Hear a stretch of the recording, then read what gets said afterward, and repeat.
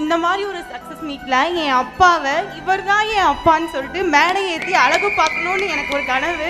இவர் தான் என் அப்பா, திவ்யா சின்னையன். 4 பெண் பிள்ளைகள் பெற்றெடுத்தவர்.